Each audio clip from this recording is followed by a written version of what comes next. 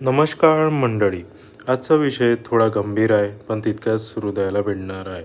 आज मला माझ्या अत्यंत खास मित्राकडे श्री श्री गजानन महाराजांकडे जाण्याची संधी मिळाली. मी प्रामाणिकपणे सांगते, मी आज जी आहे ते माझ्या आई-वडिलांनी आणि महाराजांच्या कृपेमुळेच आहे. घरी चाललेले वादविवाद, ताणतणाव, मन एका टप्प्यावर खूप थकून जातं. शिकलेले सुशिक्षित लोक असं वागतात, भांडतात, एकमेकांना दुखवतात. तेव्हा खरंच प्रश्न पडतो, शिक्षणाचा फायदा तरी काय?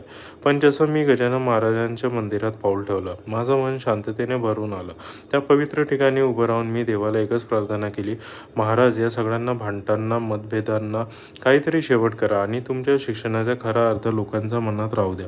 खरंच सांगते मंडळी, आज खूप देवांचे दर्शन झाले आणि प्रत्येक क्षणी जाणवलं की आपण प्रेम, शांतता आणि समजूतदारपणा विसरलो आहोत. मला तुम्हा सगळ्यांना एक छोटासा संदेश द्यायचा आहे. कृपा करून भांडू नका.